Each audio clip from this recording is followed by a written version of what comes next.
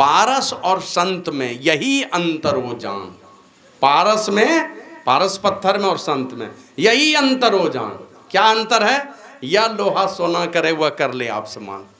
पारस पत्थर लोहे को सोना बना देता है और संत पुरुष क्या करते हैं? वह कर ले आप समान, अपने जैसा बना लेता है।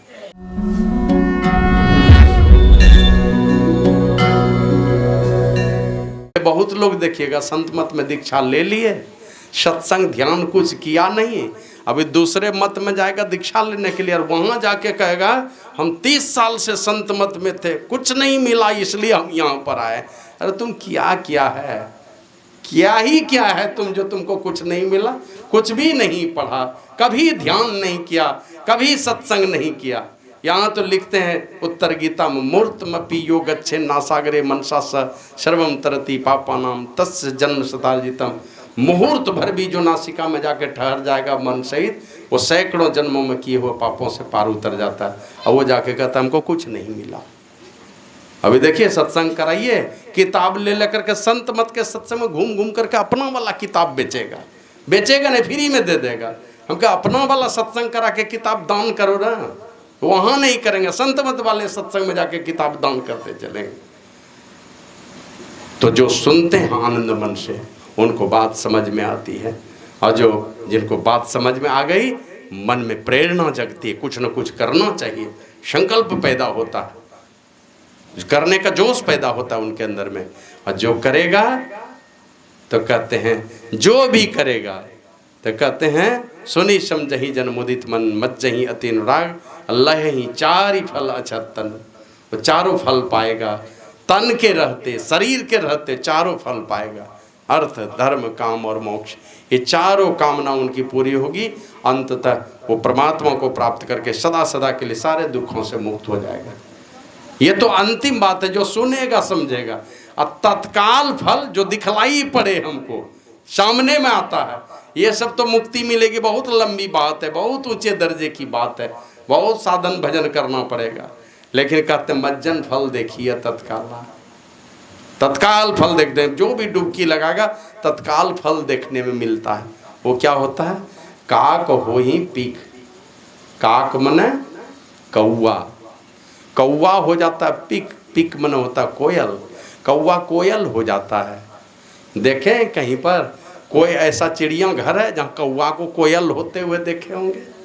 नहीं नहीं, कोई कौआ कोयल नहीं होता। ये उदाहरण है, मैंने बहुत ही कर्कश बोलने वाला जो है, बात बात में झगड़ा झंझट करने वाला जो है, बकवादी आदमी जो है, वो सरल हो जाता है।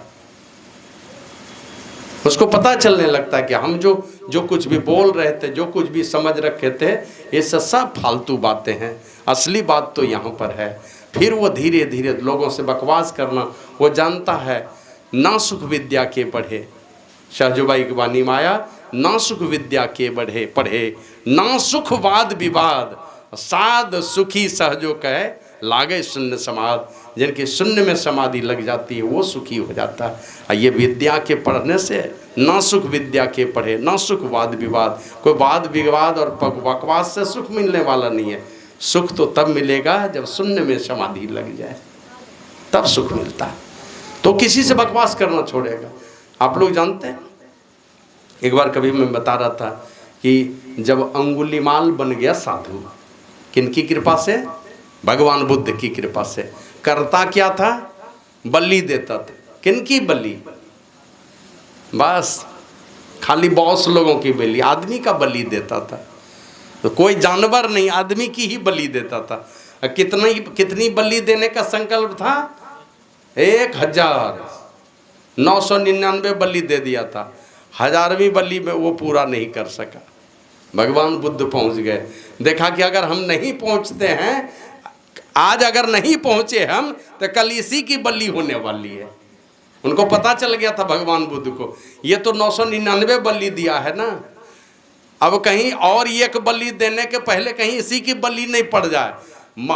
कौशल देश के राजा महाराजा प्रसेनजीत थे, हजारों सेना तैयार कर चुके थे, चारों तरफ से घेर करके उसको पकड़ेंगे, जिस जंगल में है उसको घेर के पकड़ेंगे और उसी की बलि देंगे, माने उसका सफाया कर देंगे। ये भगवान बुद्ध को पता चल गया। तो एक बल्ली छूट गया, वो दे नहीं सका बलि। इस बीच में भगवान बुद्ध पहुँचे। तो अंगुलीमाल तो सोचता था कि बढ़िया मिला हट्टा कट्टा शरीर वाला, आज इसकी बलि दे करके देवी माँ से सिद्धि लेंगे। लेकिन वो उनकी बलि क्या देगा? गया जैसे देखते हैं ना सांप नचाने वाला, आप ही के घर में जाएगा, बीन बजाएगा और आप ही के घर से सांप निकालेगा। और बस जैसे क्या कहते हैं, साधारण कीड़ा मकोड़ा पर पकड़ता है, उस तरह से पकड़ करके सांप को लेके चला जाता है। भगवान बुद्ध भी गए, कहा कि ठहरो ठहरो ठहरो, खूब जोर से डांट लगाया, लेकिन भगवान बुद्ध ठहरे नहीं, तो बढ़ते गए। अरे वो बेचारा अंगुलीमाल पढ़े एक दिन कि वो ये तेज दौड़ते हुए घोड़े के पीठ पर चढ़ जाता था उछल करके, या घोड़े के पीठ पर से नीचे कूद जाता था, इतना तेज दौड़ता था अंगुलीमाल। लेकिन ये क्या कहते हैं, 4 हाथ की दूरी वो पार मैंने पकड़ नहीं पा रहा था भगवान बुद्ध को। चाहता था कि अब पकड़ लेंगे, लेकिन तब तक मैं 4 डेग और आगे चले जाते थे। अब दौड़ते दौड़ते परेशान होके तब गुस्से में क्या करेगा, सीधे कटार फेंका उनके ऊपर, तलवार जैसे फेंका, अब वो हाथ ऊपर गया तो हाथ ऊपर में ही रह गया, नीचे गिरा ही नहीं हाथ। जो सोचा तलवार ऐसे चलाएंगे तो ऊपर में ही हाथ रह गया। तलवार फेंकना चाहा, लेकिन हाथ ऊपर में, भगवान बुद्ध के शक्ति के कारण, उनके योग बल के कारण उनका हाथ ऊपर ही रह गया। तलवार ही नहीं गिरा, केवल तलवार फेंका गया आगे, उसका हाथ ऊपर में ही रह गया और सीधे धड़ाम से गिरा, पूरा शरीर पत्थर के समान भगवान बुद्ध के चरण में। जैसे गिरता है तो भगवान बुद्ध सामने में है। उनको लगता था कि पकड़ नहीं पाते, ये तो दूर हैं, गिरते हैं तो उन्हीं के चरण में गिर गए। जैसे उनके चरण में गिरे, भगवान बुद्ध उनको उठा करके अपने हृदय से लगाए। अब जैसे हृदय से लगाए तो आप लोग जानते हैं ना कि जैसे कोई आदमी धन बल में बढ़ा है तो किसी गरीब आदमी को धन से मदद करता है कि नहीं करता है? कर देता है धन से मदद।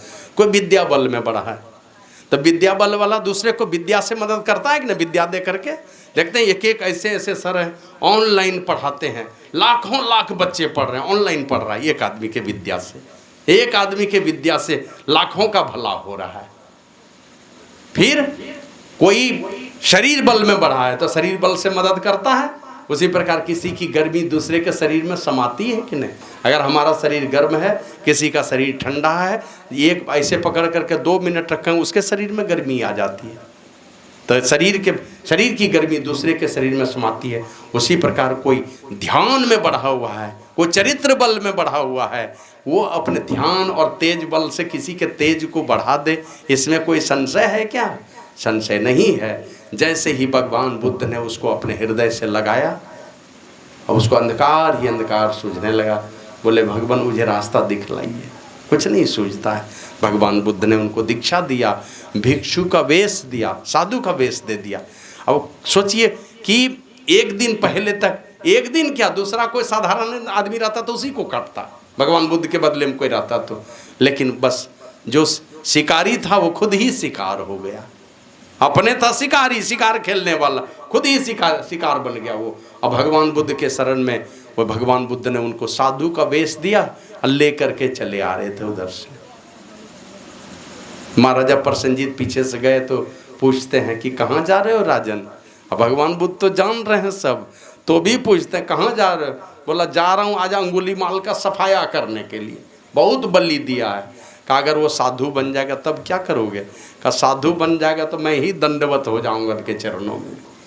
अब देखिए 1 घंटा पहले तक वो कसाई था, कसाई आदमी काटने वाला था। उसके प्रति उस राजा की क्या स्थिति थी कि उसका जान मार देंगे, छोड़ेंगे नहीं उसको। लेकिन वही 1 घंटा भी नहीं बीता है, वो कहता अगर साधु बन जाएगा तो हम उनके चरणों में दंडवत हो जाएंगे।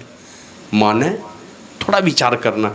हम पूर्व दिशा की ओर चले जा रहे हैं, ठीक है, पूर्व दिशा की ओर हमारी यात्रा। हम मुड़ गए तुरंत, 1 सेकंड में पश्चिम की ओर मुंह कर लिया। अब हमको पश्चिम की ओर जाना है, तब हमको इस मुंह में देखेगा तो क्या कहेगा, ये पूर्व दिशा की ओर जा रहा है। नहीं, जा रहे थे पहले, अब 1 सेकंड पहले जा रहे थे पूर्व दिशा की ओर, अब तो दिशा हमारी उलट गई है। माने साधु बनने का संकल्प, खराब चीज छोड़ करके बढ़िया चीज जैसे संकल्प में ले लिया, अब खराब की गिनती छूट गई। बस बदलने में क्या, दिशा बदल लीजिए, केवल उसी दिन से गिनती बदल जाएगी आपकी। खराब दिशा में जा रहे थे तो जब जा रहे थे तब जा रहे थे, अब नहीं जाना है। बस उलट दिए भगवान बुद्ध ने। और जैसे महाराजा प्रसेनजीत आए, सामने में कहा ये देखो यही है अंगुलीमाल, एकदम काला कलूटा और क्या कहते हैं काशाय वेश में, साधु के वेश में। सामने जैसे देखा साधु बना हुआ है तो वो महाराजा प्रसेनजीत उसी के चरण में दंडवत हो गए, प्रणाम किया उनको। जो मारने के लिए जा रहे थे वो उनको प्रणाम कर लिया माथा टेक करके, और वो आ गए भगवान बुद्ध के साथ। और भगवान बुद्ध के साथ जब आए हैं तो उनके शिष्य तो भिक्षाटन करके खाते थे, हम लोग तो अपना आश्रम बनाए हुए हैं, लेकिन वो लोग नहीं करते, वो बस भिक्षाटन करके खाते थे। भिक्षाटन करने जाते थे लोग उनको पत्थर मारते थे, कोई पहचान लेता था ना यही आदमी है वो, अभी साधु बना हुआ है, पहले यही आदमी गड़बड़ था, तो लोग पत्थर चलाते थे। तो और भिक्षु लोग पूछते थे भाई ये बताओ ये पत्थर क्यों मारते हैं? तो अंगुलीमाल कहता था ये मूर्ख हैं, मूर्ख, इसीलिए पत्थर मारते हैं। तो साथी लोग पूछते थे ये मूर्ख हैं? बोले हमसे कम मूर्ख हैं, मैं तो इतना बड़ा मूर्ख था कि दूसरे का गर्दन काटता था, ये तो खाली पत्थर ही चलाता, हम तो गर्दन काट देते थे किसी का, हम इतने बड़े मूर्ख थे। अब देखिए वही आदमी है, पहले क्या था, किसी से भी झगड़ा करने वाला, किसी का भी मर्डर करने वाला था, किसी को भी पकड़ करके बलि चढ़ा देता था, और वही आदमी अब क्या कहता है, अपने ही पत्थर खा रहा है। शरीर में शक्ति नहीं थी उनको, शरीर में शक्ति थी, लेकिन होता क्या, साधु संतों के पास जाने से आया है कबीर वाणी में, वो कहते हैं पारस और संत में यही अंतर वो जान। पारस में, पारस पत्थर में और संत में यही अंतर हो जान। क्या अंतर है? या लोहा सोना करे वह कर ले आप समान। पारस पत्थर लोहे को सोना बना देता है, और संत पुरुष क्या करते हैं, वह कर ले आप समान, अपने जैसा बना लेता है। संत पुरुष क्या करेंगे, अपने जैसा बना लेंगे। पारस पत्थर क्या करेगा, वो लोहे को सोना बना देगा। और लोहे की तलवार है, उसको पारस पत्थर से स्पर्श कर दीजिए तो क्या होगा, वो लोहे की तलवार सोने की हो जाएगी। उसका रूप बदलेगा क्या, देखने में तो तलवार जैसी ही आएगी नजर में, लोहे की तलवार या सोने की तलवार, और रूप रंग आकार तो एक ही है, गुण में अंतर हो जाता है। लोहे की तलवार से किसी को काट सकते हैं, सोने की तलवार से किसी को काट नहीं सकते हैं। वो काटने वाला जो दुर्गुण है उसका मिट जाता है, वो खत्म हो जाता है। तो उसी प्रकार जैसे ही अंगुलीमाल भगवान बुद्ध की शरण में गए, और वो मारने काटने वाली जो प्रवृत्ति थी वो बदल गई, माने कर्कश स्वभाव था उसका, जहाँ भी जाता था किसी से भी झगड़ा करो, कुछ भी करो, किसी को भी काट दो, मार दो, यही उसके जीवन का उद्देश्य बन गया था। लेकिन साधु संतों की संगति में आए तो क्या हुआ, बस एक ही बात कहते ना भगवान बुद्ध, ठहर जा। भगवान बुद्ध को कहता ठहर जा, ठहर जा, ठहर जा। ये अंगुलीमाल ने कहा था, तो भगवान बुद्ध कहते हैं अरे मैं तो कब का ठहरा हुआ हूँ। जहाँ मनुष्य को ठहरना चाहिए, जिस जगह पर रुकना चाहिए, वो उस जगह पर तो मैं पहले से ही ठहरा हुआ, वही तो मेरा काम है, मैं रुका हुआ हूँ उसी जगह पर जो काम मनुष्य को करना चाहिए। तुम अपना काम बदलते रहते हो, इधर से उधर करते रहो, तुम कब ठहरोगे? ये दंगा फिसाद जो मचाते हो कब रुकोगे? तो एक बात ने उनके जीने की दिशा ही बदल दी, और वह कौवा जैसा स्वभाव वाला, कर्कश स्वभाव वाला, वो क्या हो गया, कोयल जैसी वाणी बोलने वाला हो गया। माना दुनिया में कबीर कहते हैं, कबीर खड़ा बाजार में सबकी मांगे खैर, ना काहू से दोस्ती ना काहू से बैर, किसी से दोस्ती नहीं, किसी से दुश्मनी नहीं, सारी दुनिया अपने है ना। अयम निजः परोवेति गणना लघु चेत साम, उदार चरिता नाम तो वसुधैव कुटुंबकम। सारी वसुधा, सारा संसार, सारी दुनिया ही कुटुंब है मेरा। तो ये संतों के समाज में जाकर के जब उनकी बातों को सुनेंगे तो धीरे धीरे उनके अंदर में ये रंग चढ़ने लगता है। या दो चार लोगों का परिवार था, धीरे धीरे देखिएगा पूरा गांव अपने परिवार जैसा लगने लगेगा। और धीरे धीरे सत्संग में जाएंगे तो चले जाइए देश के किसी कोने में जहाँ सत्संग होता है, जैसे जाइएगा तो पता ही नहीं चलेगा कि ये मेरा अपना भाई है कि कोई पराया भाई है, लगेगा सब अपना ही भाई है। बहनें मिलेंगे लगे अपनी बहन है ये, इतना दुलार प्यार मिलता है उनका। अनेकों माताएं मिलेंगी जो आपको अपने पुत्र जैसा सम्मान देगी। तो कौवा कोयल हो जाता है, और बगुला क्या होता है, वह हंस हो जाता है। बगुला क्या करता है जानते हैं, क्या खाता है बगुला? हम लोग बचपन में पढ़ते थे, बगुला भगत कहाता है ना, बगुला भगत कहाता है, लेकिन मछली पकड़ चबाता है तो बड़ा भगत। देखिएगा एकदम पानी में आंख मूंद के एकदम लगेगा एकदम ध्यान करने के लिए बैठा हुआ है। बिल्ली को देखते हैं ना, एकदम द्वार पर, एकदम उषा के बिल के पास या द्वार पर देखिए एकदम बैठा हुआ। एक बार एक चूहा जो है ना, बिल से मिट्टी नीचे में खोदता था, अब मिट्टी लेके बाहर में आके ढेर करता था। भीतर से निकले लाके मिट्टी मुंह अपने क्या कहते हैं चूहे का जो बिल होता वहीं लाके छोड़ता था। अब ऊपर में एक बाज उड़ रहा था, अब कितना बढ़िया एम था उसका। चूहा गया भीतर लाया मिट्टी, फिर गया भीतर फिर लाया मिट्टी, 2-4 बार किया होगा।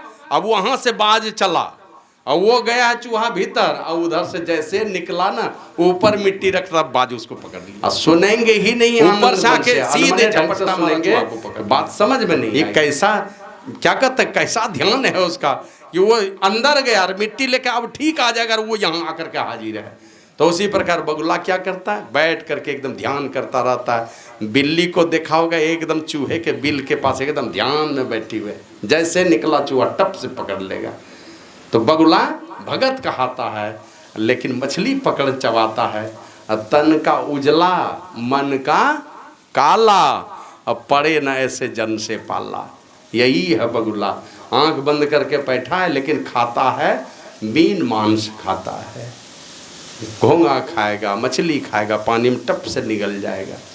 वो बगुला क्या हो जाता है, हंस हो जाता है। हंस किसे कहते हैं, हंस नीर और क्षीर का विवेकी होता है ना। पानी और दूध अगर मिला हो, हंस के चोंच में ऐसी सामर्थ्य होती है, जैसे दूध में चोंच भिड़ाएगा ना, दूध फट फट करके सब छेना उसके पेट में चला जाएगा, पानी छोड़ देगा। हंस में ये गुण है, और वो अब इस धरती पर नहीं है, वो है मानसरोवर में, कहते स्वर्ग में है, वो यहाँ नहीं है। वो बगुला हंस हो जाता है। माने जो मांस मछली खाने वाला है बार बार साधु संतों के पास जाएगा, उनके अंदर में लगेगा कि दुनिया का कोई भी काम करेंगे आप, क्या कहते हैं, जूठा हाथ से भी देखते हैं ना, कंडक्टर लोगों को टिकट काटता है ना, वो जूठा हाथ से काटे कि हाथ धो करके काटे, उसको कोई अंतर पड़ने वाला है, भाड़ा तो उसको मिलना है, कमीशन मिलना है। लेकिन माने संसार का कोई काम करेंगे जैसे तैसे भी रह के कर सकते हैं, लेकिन भक्ति का काम करेंगे तब तो आपको पवित्र होकर के चलना पड़ेगा। बिना पवित्र होकर के चले भक्ति के रास्ते में एक डेग भी आप ऊपर नहीं चढ़ सकेंगे।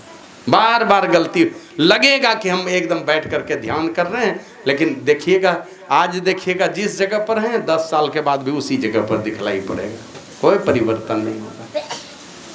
तो वो खान पान को सुधार लेता है, जानता है खान पान का प्रभाव है, बहुत दिनों तक खान पान का प्रभाव रहता है। आप जानते हैं ना, यही धृतराष्ट्र को पूछा कि हमारा कृष्ण भगवान को कहा कि ये मेरी दुर्दशा क्यों हो गई, मेरे सारे पुत्र क्यों मारे गए, तुम्हारे चलते मारा गया। तो कृष्ण भगवान क्या बोले थे, हमने कुछ नहीं किया, अपने कर्मों को जरा उलट करके देखो।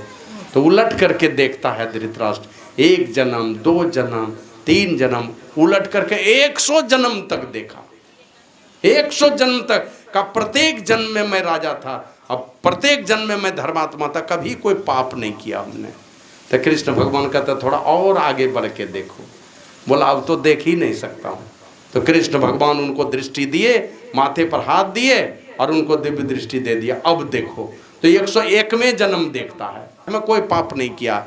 101 जन्म पहले का जब देखता है तो उसमें देखता है कि हम बहुत बड़े राजा थे और हमको बीमारी हो गई। बीमारी हो गई तो एक ऋषि आए थे, वो 100 हंस का बच्चा दे करके गए थे कि मैं आऊँगा तो मुझे लौटा देना, और वो चले गए। और इसी बीच में इनको बीमारी हो गई, डॉक्टर से सलाह लिया तो डॉक्टर ने कहा कि दवा तो है लेकिन उसके साथ में अनुपान चाहिए, है ना। क्या अनुपान है, तो कहा कि उसके साथ में हंस का बच्चा का मांस चाहिए, उसी के साथ वो दवा दी जाएगी। तो ऋषि के द्वारा दिया गया वो 100 हंस का बच्चा उनके सूनों में ही एक एक करके सबको मार करके मांस बना करके वो दवा के साथ में खिला दिया। बोला वो 100 हंस का बच्चा आज से 101 जन्म पहले खाए हो। देखते हैं ना, एक बाबा जी गए डॉक्टर के पास, बोला कि हमारा यहाँ गला का नस सूख रहा है। तो डॉक्टर इलाज किया, पूरा सब टेस्ट हुआ। टेस्ट होने के बाद पूछते हैं कि आपको पहले कोई बीमारी हुई थी क्या? बोले कि हाँ। कौन बीमारी हुई थी? बोला हाँ बीमारी तो हुई थी। उसका चिट्ठा वगैरह है आपके पास कुछ? डॉक्टर का? बोला हाँ है ना, 20 वर्ष पहले कोई बीमारी हुई थी। बोला वो चिट्ठा मंगवाई। चिट्ठा मंगवाया गया और चिट्ठा मंगवा के जब डॉक्टर ने पढ़ा तो उसमें एक दवा पर निशान लगाया। बोला ये वाली जो दवा खाए है ना उसी का रिएक्शन है ये। कब खाया था? 100 वर्ष पहले, नहीं 20 वर्ष पहले एक दवा, डॉक्टर के कहने पर एक दवा खाई थी और का उसी का रिएक्शन है। कितने दिनों के बाद रिएक्शन हुआ? 20 वर्ष के बाद। बोला गला का नस सूखने लगा। दवा खाई थी 20 वर्ष पहले, रिएक्शन हुआ 20 वर्ष के बाद। देखें ऐसी दवा कोई खाए हैं कि 20 वर्ष के बाद रिएक्शन? हमारे गांव में एक लड़के को बैल ने पैर दे दिया, बैल का पैर उसके पैर पर पड़ गया, घाव हो गया। धीरे धीरे दवा लिया, सूख भी गया और 7-8 साल के बाद वो लड़का, उसको टिटनस जिसको कहते हैं धनुष्टंकार बीमारी, धनुष के तरह टेढ़ा हो जाता शरीर, वो बीमारी हो गई। डॉक्टर के पास ले जाते मर गया। तो बोला ऐसा कैसे हुआ? बोला वो 7-8 साल पहले जो वो डॉक्टर उस बैल ने पैर दाब दिया था ना, उससे घाव हुआ था और उस समय का प्रभाव इसके शरीर में रहा, आज धनुष्टंकार बीमारी से मर गया। तो उसी प्रकार वो दवा थी। तो ये धृतराष्ट्र ने कौन सी दवा खाई? 101 वर्ष पहले दवा खाई थी और उसका रिएक्शन कब हुआ? 101 वर्ष के बाद। रिएक्शन क्या आया? 100 बेटा इसी का मर गया। कहा तुम दूसरे का बेटा खाए हो तो तुम्हारा ही बेटा चला गया। बना दिया 100 बेटे का बाप और सब बेटा एक साथ में सफा हो गया। रिएक्शन हुआ 101 वर्ष के बाद में। इसलिए जो भी साधु पुरुष के पास जाएंगे तो कौवा कोयल और बगुला हंस हो जाता है। माने मांस मीन खाने वाला बगुला है वो हंस हो जाता है, दूध पीने वाला हो जाता है, नीर शीर का विवेकी बन जाता है। तो आते हैं ना बगुला से हंस, हंस है दूध को और पानी को अलग करने वाला। और यहाँ जो आते हैं, यहाँ तो अगर मनुष्य कोई साधु संतों के शरण में जाएगा, उनसे आत्म तत्व को सीखेगा तो वो परमहंस हो जाएगा। जो आत्मा और अनात्मा को, शरीर और शरीर में रहने वाली आत्मा को पृथक पृथक करके देख लेता है, वो परमहंस हो जाते हैं। तो ये संतों की संगति का प्रभाव है। श्री सद्गुरु महाराज की जय। फिर आगे कहते हैं कि सुनी आचरज करई जन कोई, सुन करके कोई आश्चर्य न करे, क्योंकि सत्संग की महिमा छिपी हुई नहीं है। बहुत बहुत महिमा है। वाल्मीकि नारद घट जोनी, निज निज मुखनी कही निज होनी। अपने अपने होने की कथा, बड़े बड़े महापुरुष इस धरती पर आए और अपने से अपनी जीवनी लिख दिया उन्होंने। जो भी महापुरुष आए हैं इस धरती पर वो अपने होने की कथा अपने से सुनाए हैं कि हम कहाँ जन्मे थे, कहाँ यहाँ कैसे पहुँच गए इस जगह, कैसे इतने महान हो गए। तो पता चलेगा सत्संग ने प्रभाव डाला उनके जीवन में। और कहते कहते क्या कहते हैं? जलचर थलचर नवचर नाना, जे जड़ चेतन जीव जहाना, मति कीरति गति भूति भलाई, जब जही जतन जहाँ जही पाई, सो जानव सत्संग प्रभाव, लोको वेदना अनुभव। का जल में रहने वाला कोई जीव है ना, उसको जलचर कहते हैं। थलचर का इस धरती पर रहने वाला कोई जीव है। और नवचर माने आकाश में उड़ने वाला, आकाश में चलने वाला। जल में रहने वाला, धरती पर रहने वाला, थल में और आकाश में रहने वाला कोई भी जीव है। कहते मति कीरति गति भूति भलाई, ये 5 चीज। श्री सद्गुरु महाराज की जय। 5 चीजें क्या क्या? कहते सबसे पहले बुद्धि। बुद्धि, अरे छोड़िए न उसको, गिरने दे, बाढ़ आएगा क्या। श्री सद्गुरु महाराज की जय। हम जयकारा लगाते हैं कि आप लोग शांत होइए। अगर आप लोग जयकारा के टाइम में जयकारा नहीं लगे, बाद में बोलने लगिएगा। शांत होकर बैठिए। श्री सद्गुरु महाराज की जय। कहते हैं बढ़िया बुद्धि अगर चाहिए कौन कॉलेज है देखते हैं, स्कूल में कॉलेज में पढ़ के आता है, पढ़ के आएगा। अब देखिएगा बढ़िया जो बढ़िया IAS अफसर बनता है, बहुत विद्या, बहुत डिग्री है। ये भ्रष्टाचार ये वो कौन बढ़ावा देता है? बड़े अफसर बड़े मिनिस्टर के साथ मिल करके घोटाला करके क्या करवा रहा है देश को? करते हैं कि नहीं? जहां जाइए, जिस ऑफिस में जाइए, जिधर जाइए, एक भी ऑफिस नहीं बचा है जिस ऑफिस में ये सब उल्टा पुल्टा भ्रष्टाचार का काम नहीं होता। जहां जाइएगा वहीं घोटाला है। श्री सद्गुरु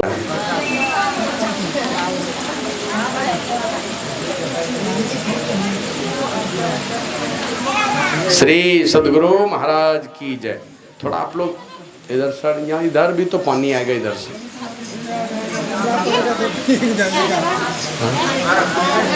हाँ, जय हो इंद्र भगवान। आधा घंटा देखिए, कृपा कर दीजिए।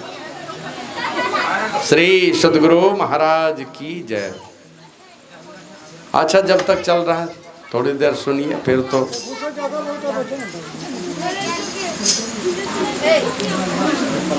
जब भी है बढ़िया बुद्धि वाला अगर कोई स्कूल कॉलेज कहीं है, बस एक यही विद्यालय है जहाँ चल करके हमेशा अच्छी बुद्धि सिखाई जाती है। कि कोई महात्मा को देखें कभी यहाँ सत्संग की चर्चा में कि झूठ बोलना, चोरी करना, नशा का सेवन करना, किसी को दुख देना, पराई माँ बहन को बुरे विचार से देखना, कभी ये बातें नहीं सिखाई जाती हैं। पर ये विद्यालय कैसा है? सदैव पांचों पापों से बचने का और सारे विकारों से अपने को बचा के रखने का। काम, क्रोध, लोभ, ईर्ष्या, द्वेष, घमंड, सारे विकारों से बचा करके, पांचों पापों से एकदम बचा करके रखने का यहाँ की विद्या यहाँ सिखाई जाती है। रोज दिन पाठ करते हैं, सत्संग नित्य और ध्यान नित्य रहिए करत संलग्न हो। व्यभिचार, चोरी, नशा, हिंसा, झूठ तजना चाहिए। पांचों पापों से बचा करके और पाखंड अरु अहंकार तजी, निष्कपट हो अरु दीन हो, सब कुछ समर्पण कर गुरु की सेव करनी चाहिए। पाखंड को तज दो, दिखाने वाला भाव नहीं। घमंड को छोड़ दो, एकदम छल परपन छोड़ दो और सरल बना लो, अपने को छोटा बना लो, एकदम झुक करके चलो हमेशा, है ना। आप देखते हैं पहाड़ पर हम लोग चढ़ते हैं, ऊंचे जगह पर, जब छत पर चढ़ते हैं, कैसे चढ़ते हैं? छत पर चढ़ते हैं जिस समय, तो देखिए आगे तरफ झुक के चलता है, सब लोग एकदम आगे तरफ झुका हुआ रहेगा। अगर छत पर चढ़ना है, माने अगर झुक के कोई चल रहा है तो समझ लीजिए ऊंचाई की ओर जा रहा है, बड़ा आदमी है वो। गाछ में देखते हैं पेड़, जिस डाल में फल लग जाए तो क्या होता है? वो डाल वो झुक जाएगा। देखिएगा आप कोर्ट कचहरी में जाइए, कोई भी बड़ा आदमी का केस नहीं चलता है। कोई करोड़पति अरबपति आदमी यहाँ कोर्ट कचहरी में नहीं जाता है लड़ने के लिए। 107 144 का केस नहीं चलता उसका, वो लड़ेगा ही नहीं। उसको फुर्सत कहाँ है कि हम किसी से जाकर ये छोटा मोटा केस लड़ेंगे और पैसा जाके वकील को देंगे और पेशकार को देंगे पैसा। सब जो भी लड़ता है सब देखे पॉकेट में है 350 रुपया, कह चल तुमको हाई कोर्ट दिखा दें, 350 में हाई कोर्ट दिखाता है वो। तो बड़ा आदमी हमेशा झुक करके चलता है। हम आए, ऐसे हंसी वाली बात है, याद आ गई तो मैं बताता हूँ। पहली बार हमको दरमाहा मिला था, 400 मिला था। 9 दिन का दरमाहा, नहीं 400 से भी कम ही मिला था, 9 दिन का दरमाहा मिला था। तो और इधर उधर फालतू बहुत पैसा तो आता ही था। जो नौकरी थी हमारी, तो सबको हम अपने माता पिता को कपड़े दिए। फिर यहाँ कुसुम घाटी में रहते थे हम लोग, दोनों दोस्त तो भाई बन करके रहे। उनके माता पिता को अपना माता पिता जैसा मानते थे, तो दिए सबको कपड़ा वगैरह, सब के लिए कपड़ा ला के दिए। और पहले महीना का जो दरमाहा मिला वो दरमाहा भी ला करके उन्हीं को दे दिए। 350 की कितना मिला। तो उनके एक दोस्त थे बगल में, ऊपर वाला जो सियारगढ़, जिसको क्या कहते हैं सियारगढ़ा, वहाँ एक तो बचपन का यार था उनका। दोनों 50 रुपया का दारू पिया। अब पॉकेट में है 300 और 300 लेके हटिया में घूमे। कौन पूछता है पैसा, कौन पूछता है 300 में पैसा कौन पूछता है। तो हम देख लिए कि कोई बात नहीं, कुछ नहीं बोलने। और जो बड़ा आदमी हमेशा झुक करके चलता, वो कभी पैसा का गर्मी नहीं दिखाएगा। माने देख अकड़ के कौन चलता है, जब नीचे उतरता है तो लोग देखिएगा तो सीना तान के चलेगा। उतरते समय एकदम हमेशा देखिए सीना तान कर, चढ़ते समय हमेशा झुक करके चलता है, माने अकड़ करके चलना। ये नीचे की ओर जा रहा, छोटा आदमी का पहचान है।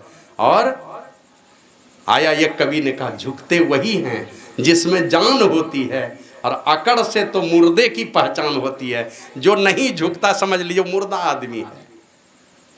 तो इसलिए कहा कि पहले बढ़िया बुद्धि है, जब भी मिलेगा सत्संग में जाकर के मिलेगा, संसार में कीर्ति फैलेगी आपकी, जस मिलेगा आपको। जो भी सत्संग की शरण में आए जस बढ़ता है उसका। देखिएगा गरीब भी आदमी है, सत्संग में आके बैठता है, मर जाएगा तो कहेगा जीवन भर सत्संग करके गुजारा है, उसके लिए लोग आंसू बहाते हैं, उनको बढ़िया कहता, उनका जय जयकार करता। गरीब गरीब आदमी का जय जयकार होता है। अब बड़े बड़े लोग मर के चले जाते हैं, कौन जाता है किनका जय जयकार करने के लिए। तो बढ़िया कीर्ति और जी मति कीर्ति, फिर कहते गति, जीते जी भी अच्छी गति, मरने के बाद भी अच्छी गति। अभी हाल में एक आदमी के घर पर गए, क्योंकि माता जी हम लोग तो जानते ही हैं, हम लोग हरिद्वार के लिए ऐसे ऐसे हम लोग सोच रहे हैं वहाँ आश्रम बना के लंगर चलाएंगे।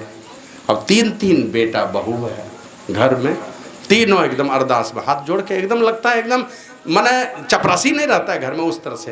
तीनों बेटा बहू एकदम, माँ है घर में, माँ कमाती है कुछ नहीं कमाती है, लेकिन सब एक माँ जो बोल देगी, माँ जो बोलेगी। हम कहे माता जी आप जो बोलिएगा वही होगा। अच्छा ठीक है, दे भाई 11,000। अब तीनों बेटा है कमाने वाला, कोई तीनों बेटा बहू कुछ नहीं।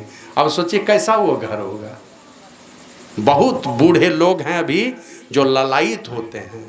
ललायित इसलिए क्योंकि अधिकांश घर में यही हाल है, बेटा बहू बात ही नहीं सुनता है, अधिकांश घर में यही स्थिति है।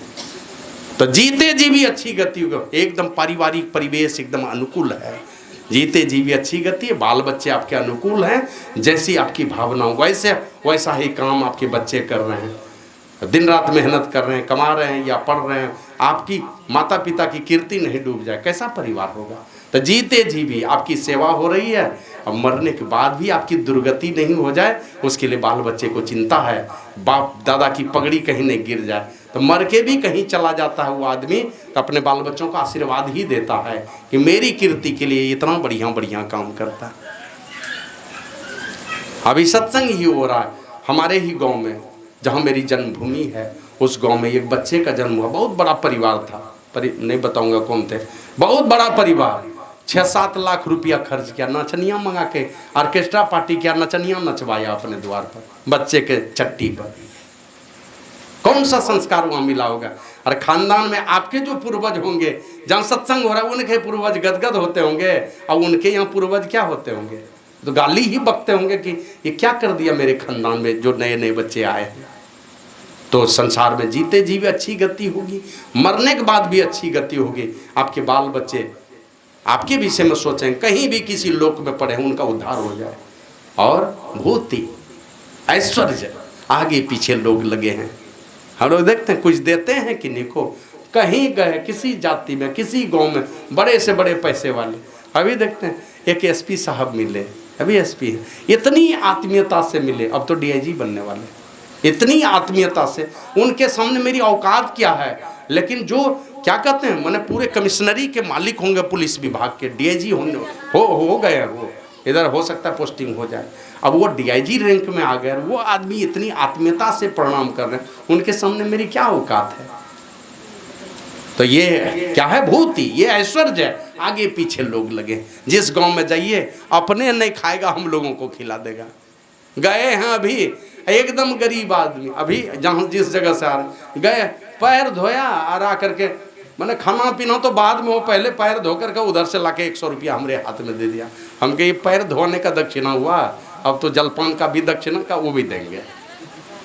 अब वो 100 कमाने में शायद एक दिन में 100 कमा पाएगा कि नहीं कमा पाएगा, आया उधर से 100 रुपया थमा दिया, और 100 क्या हजारों थमाने वाले लोग हैं। ये तो गरीब आदमी का हमने उदाहरण दे दिया केवल। तो आपके आगे पीछे लोग लगे रहेंगे और कोई आपका बुरा चाहने वाला नहीं होगा। जो भी संतों के शरण में जाते हैं उनका बुरा चाहने वाला कोई नहीं होता। बैठ जाइए। श्री सद्गुरु महाराज की जय। पानी तो आएगा। आरती कर दें, आरती कर दें।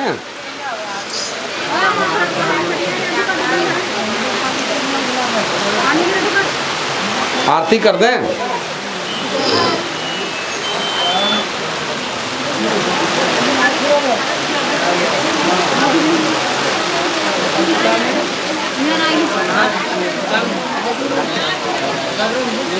देखिए इंद्र भगवान कुछ कृपा कीजिए। श्री सद्गुरु महाराज की जय, श्री सद्गुरु महाराज की जय। तो वही ये पांचों चीज सो जानब सत्संग प्रभाव, जब भी मिलेगा ये पांचों चीज है ना। कितना पढ़ लिख लीजिए, कितना हो डिग्री हासिल कर लीजिए, ये बढ़िया बुद्धि, संसार में जस, जीते जी अच्छी गति, मरने के बाद भी सदगति, दुर्गति नहीं हो जाए, और आगे पीछे लोग लग करके सेवा करें, और कोई मेरा बुरा चाहने वाला नहीं हो, सब भला ही भला सोचे मेरा, सब मेरे भले की कामना करे। ये पांचों चीज जब कभी भी कहीं भी मिलेगा, तुलसीदास जी महाराज कहते हैं सो जानब सत्संग प्रभाव, जब भी मिलेगा वो सत्संग से मिलेगा। लोको वेद ना अनुपाओ, इस संसार में और वेद में ये पांचों चीजों को पाने का दूसरा कोई जगह नहीं। जब भी मिलेगा ये पांचों चीज मिलेगा सत्संग से। आया ना रामचरितमानस में, 60 सुध रही सत्संगति पाई, माना पापी से पापी, दुष्ट से भी दुष्ट आदमी सुधर जाता है जब सत्संग मिलता है लोगों को। साधु पुरुषों की संगति मिलेगी, जीवन नैया पार लग जाएगी। पापी से पापी आदमी की भी जीवन नैया पार लग जाएगी अगर संतों का सानिध्य हो गया। आप देखते हैं लोहे की एक छोटी सी कांटी, जो एकदम छोटी से छोटी कांटी पानी में दीजिएगा तो तैरेगी। छोटी से छोटी कांटी भी अगर पानी में दे देंगे तो तैरेगी? नहीं तैरेगी। वो जूते में देखते हैं, जूते में छोटी वाली जो कील ठोकवाते हैं कांटी, वो भी कांटी ने वो पानी में डूब जाने वाली। लेकिन उसी कांटी को रहने दीजिए, छोड़िए ना, भीगने दीजिए गुरु महाराज को, क्या होगा।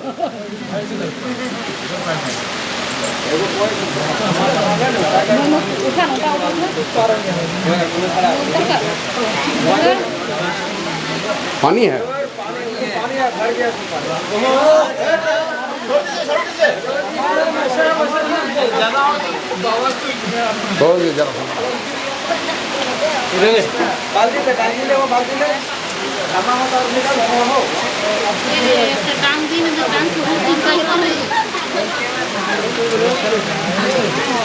नया जगह करना।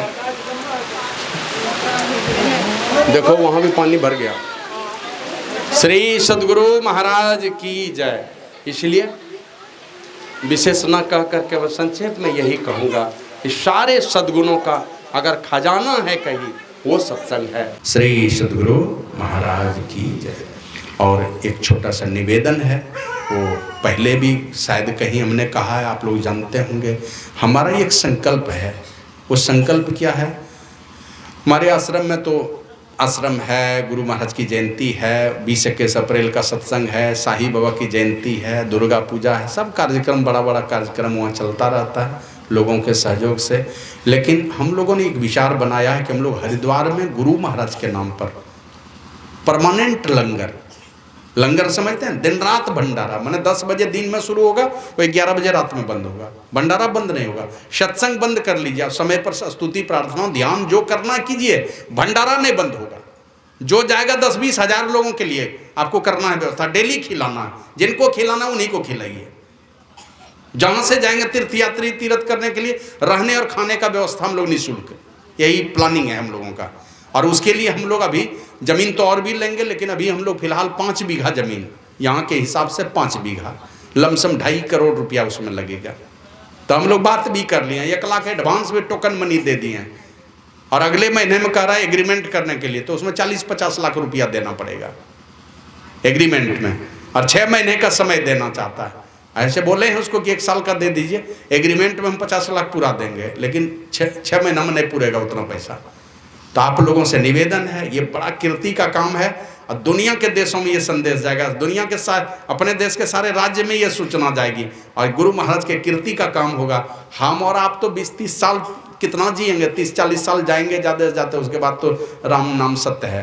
उसके बाद तो जिसको चलाना होगा, लेकिन गुरु महाराज की कीर्ति चलती रहेगी इसी तरह से। तो आप लोग थोड़ा विचार कीजिएगा, मोबाइल नंबर ले लीजिएगा, अकाउंट नंबर है ट्रस्ट का, ट्रस्ट के अकाउंट में डालना है। और उसमें हम लोगों ने विचार किया जो सामर्थ्यवान लोग हैं वो बढ़ चढ़ करके करें। अभी हम लोगों ने लगभग 60 लाख रुपये का वचन दान करवाया है। यूट्यूब के माध्यम से भी हम लोगों को पैसा आएगा, लेकिन आप लोगों से निवेदन है आप लोग बढ़ चढ़ करके उसमें सहयोग करें। और एकदम जो गरीब लोग हैं उनसे भी कहेंगे 500 दीजिए, 100 दीजिए, 200 दीजिए, कुछ भी दे सकते हैं, उसके लिए कोई ये नहीं है। लेकिन गरीब से गरीब आदमी 5000 देंगे तो हम लोग संगमरमर के प्लेट में नाम डालेंगे वहाँ पर दोनों पति पत्नी का।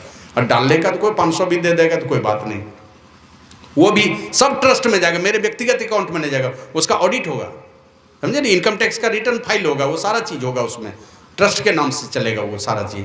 तो आप लोगों से निवेदन है थोड़ा इस पर विचार कीजिएगा। श्री सद्गुरु महाराज की जय।